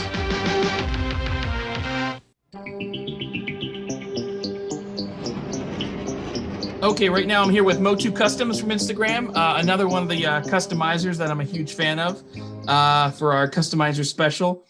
You first came to my attention because you filled a very serious gap in my collection. So just to get started there, you did the Jim Lee Leonardo, which was an agonizing hole for the longest time. Glad I could help fill it. So how did, before we get into that though, I guess, what got you started customizing? Well, way back in 1987, my mom took me to Masters of the Universe movie, and after the movie, I loved it. I was a kid, Motu fan. I knew I wasn't going to get an actual Dolph Lundgren He-Man. So I went to my collection and pretty much threw me a homemade He-Man together, and that just kind of set it off there. All through high school, I kind of did customs and stuff like that for some kids, and found out that there's a lot of rich kids that spends a lot of money on cool.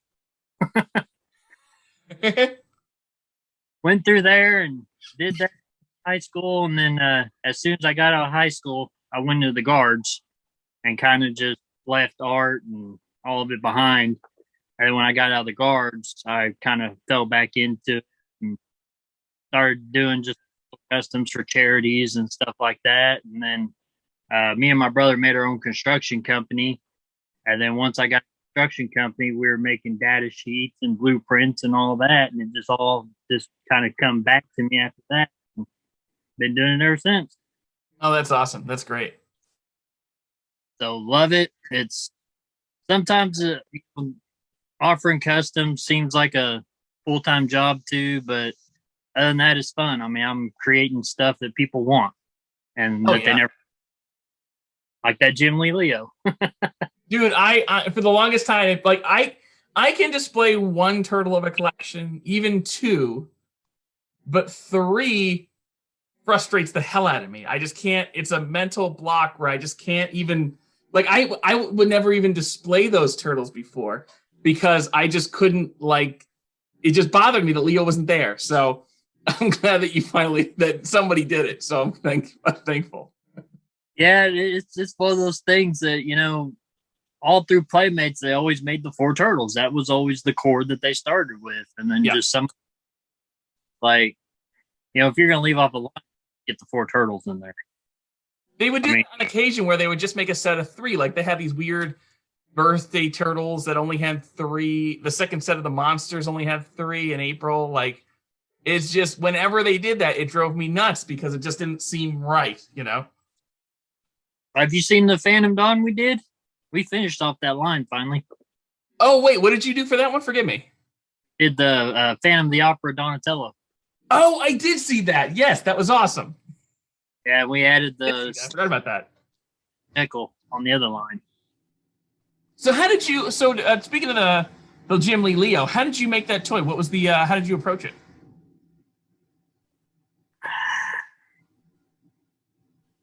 It was just one of those things that we're just back.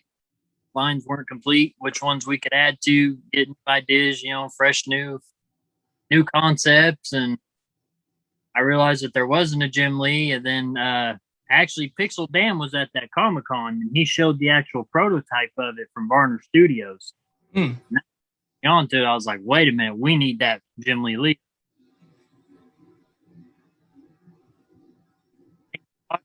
Like that's the perfect base right there. And one step led to another. I'm sorry, what did you base it off of? You cut out for a second. How did you base it off of? I based it off the Pixel Dan did a Comic-Con. Okay. Interview, and Barner Studios actually had the prototype in there. Oh, nice. Yeah, because I know we've seen the designs for and the prototypes. How did you go about molding it? Actually, what I do is I have a scanner and I scan everything, resin print. My resin.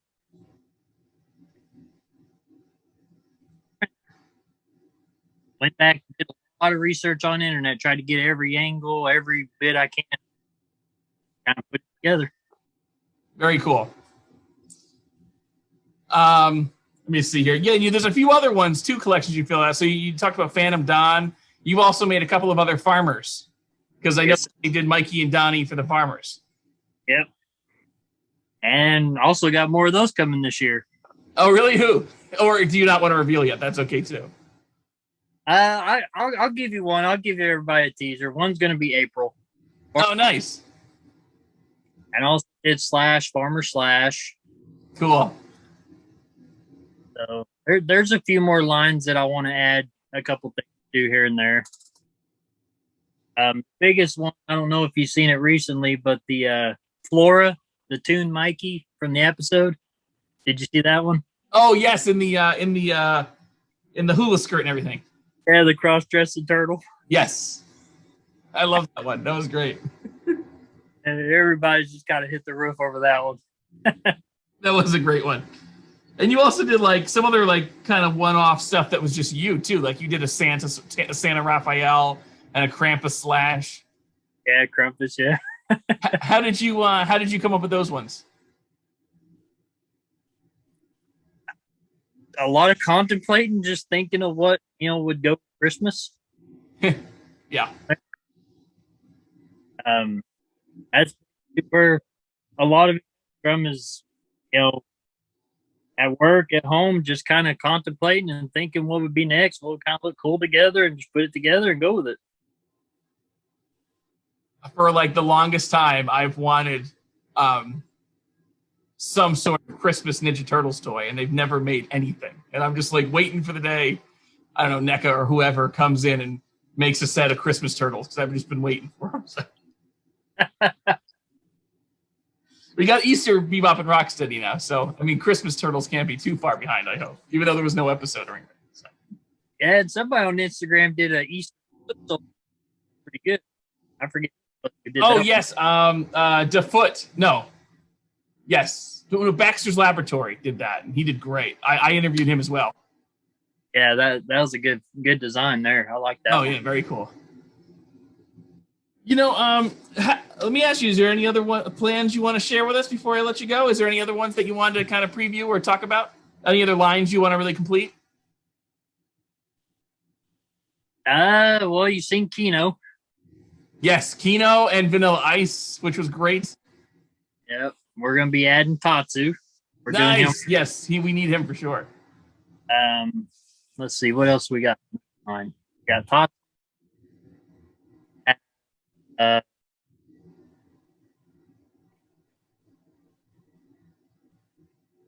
He'll have both heads. He'll have a masked head and an unmasked head. Oh, that I'm sorry, you cut out for a second. Who was that one? Casey Jones in the movie Star Line, the vintage line. Oh, nice. Very cool. Have 2 different heads. We're working on him now. All in the Playmates style. I love that. Yeah. That's great. Let's see. We're going to be adding to the sumo line. We're going to be, we got a lot of stuff going right now. Any plans to finish out that the Cyber Samurai line and get a Rocksteady in there? Because that always drove me crazy too. I've had a lot of people hit me up about that. Okay. I haven't put paper yet, but I've had a lot of people ask. That one and the Caveman line. I was like, Rocksteady needs to have a Caveman figure. It's just actually, Arthur Green made a Rocksteady, a Cave Rocksteady. Oh, I've got to check that out. I had no idea. Yeah, he did good on it. It looks good. He reused Bebop's base. Oh, nice. I'll check that out because there's so many people doing great customs. Arthur Green I follow, but I didn't know he made that one. That's great. Yeah, he made it last year, I think. I can't really remember. Oh, nice. As far as probably going to be adding Splinter and Slash to that line, Cave line. Oh, nice. Very cool. We've got quite a bit of plans for this year lined up, and what as the undercut.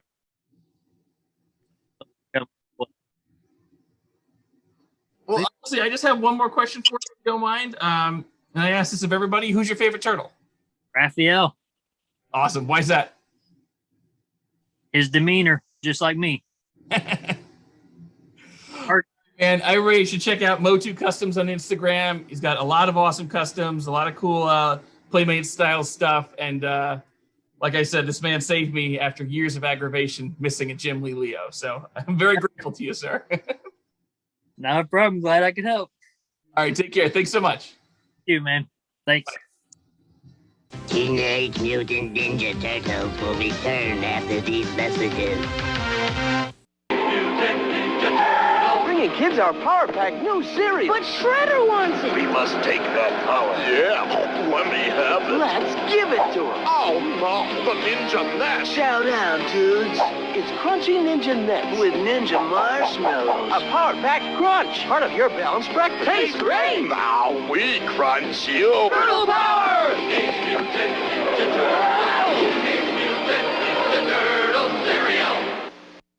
What's going on here? It's the Turtles giving the old foot soldiers the boot with their latest invention, the cheapskate. Well, dude's on a roll. And look, in the sky, it's a bird, it's a jet. No, it's the Turtle Trooper parachute. Sorry to drop in without calling. Bring in the knuckleheads. Uh-oh, those attack and grab foot machines look like real trouble for the green guy. Whoa, getting a little carried away. Teenage Mutant Ninja Turtles. From Playmates. We now return to Teenage Mutant Ninja Turtles.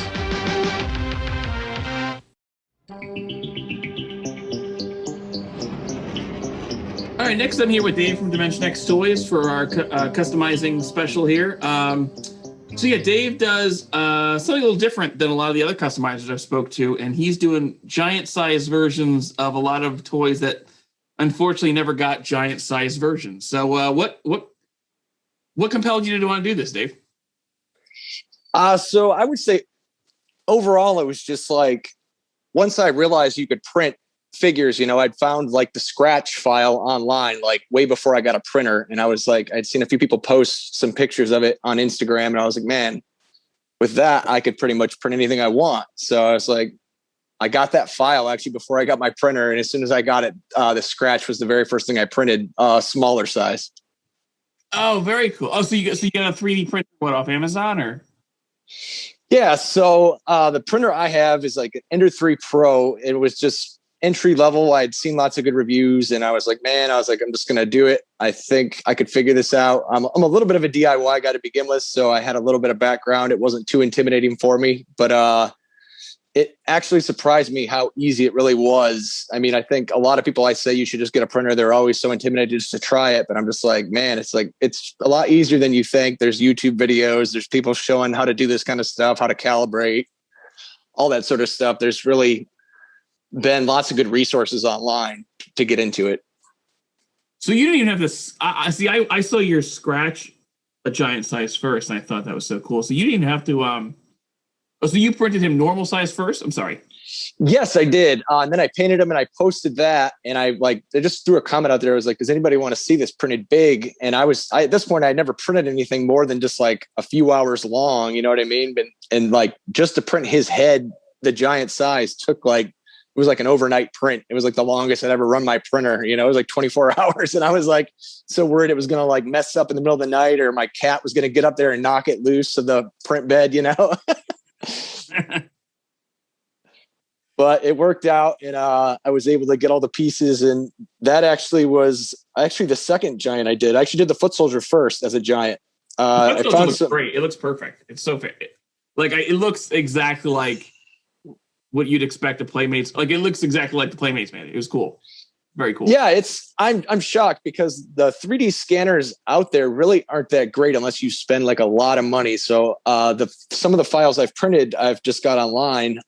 There's a couple different people on Culps 3D, which is a 3D printing website, that have posted different models for like vintage toys, and they scan them. I'm guessing, and I think there's actually a lot of post-production work where they'll take and clean up the models and add, articulation or things like that from the scan, which I think takes a lot longer than people think as far as time goes. I've actually only attempted it once with the Krang that I did. I posted we're actually doing both the Krang and the Android body.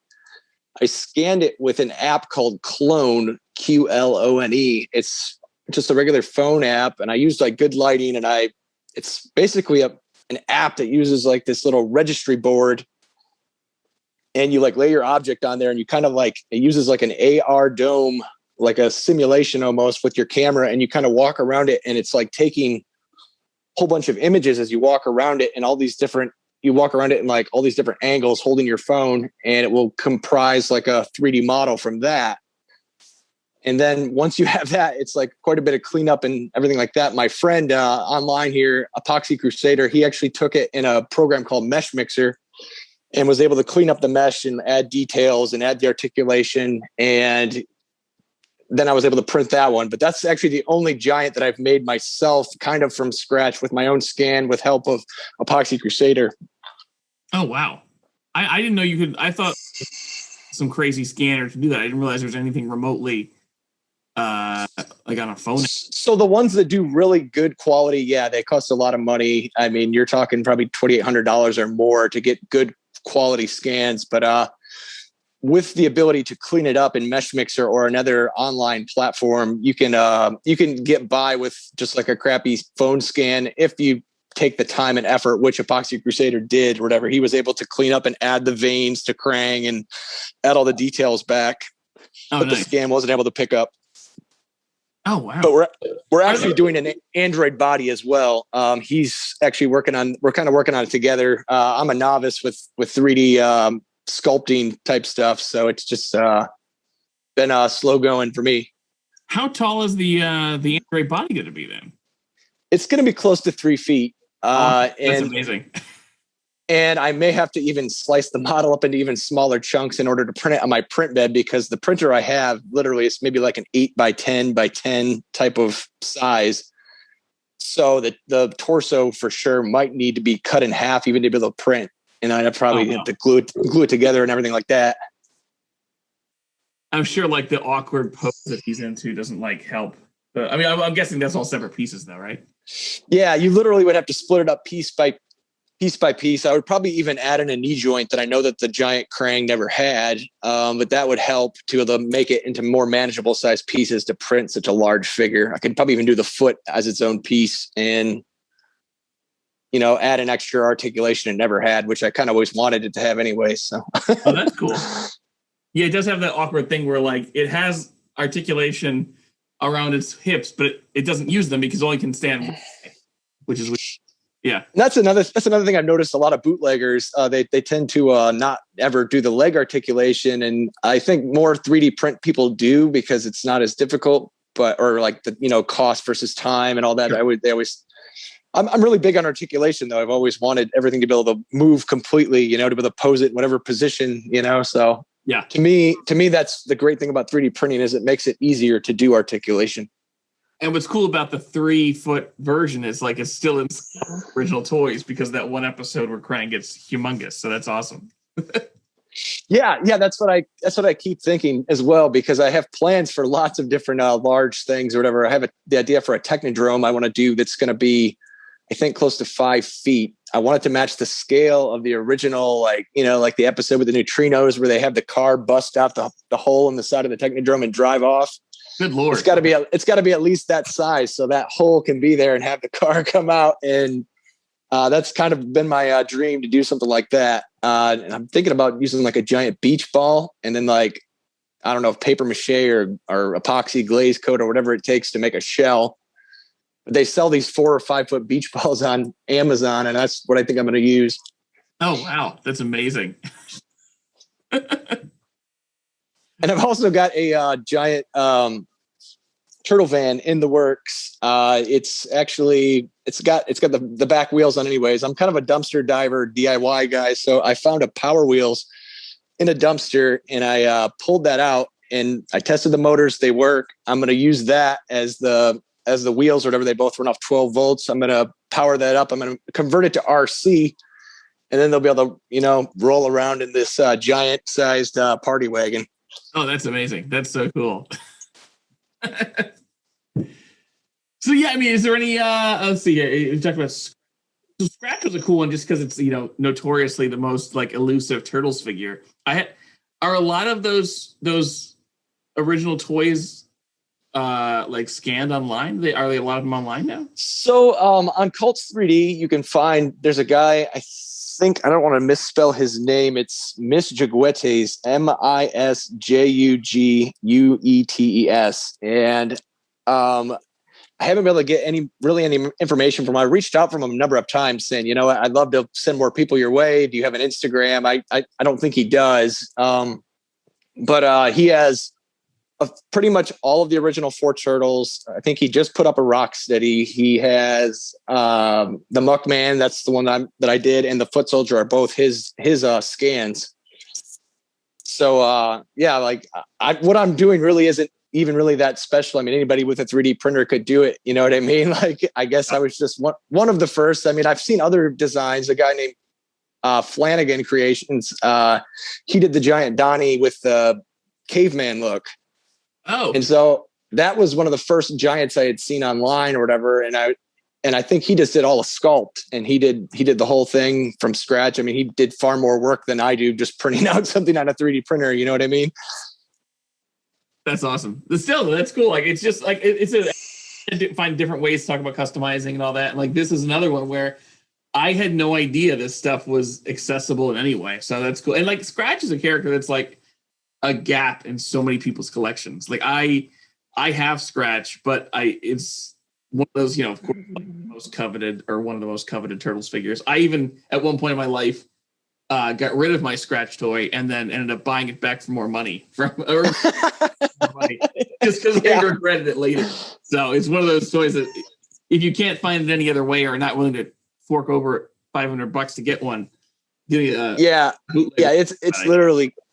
it's literally crazy to see what some of these toys are going for now. Oh, yeah. I think I started recollecting back in 2015, and it was basically my brother got me one of the Repop Leonardos, and I was just sort of sparked my interest. I just had a ladder injury at work, and I was just kind of sitting at home, on bed rest, and I was just on eBay just buying up all these figures I never had as a kid and just restarted collecting. That's awesome. Honestly, that covers what I wanted to ask you about. My last question is favorite turtle. Donatello. Yeah, growing up, my brother and I usually had all the Donatello and Leonardo variants. My brother had Raph and Mikey. Oh, nice. Donatello's my favorite because I'm kind of like Donatello in a sense.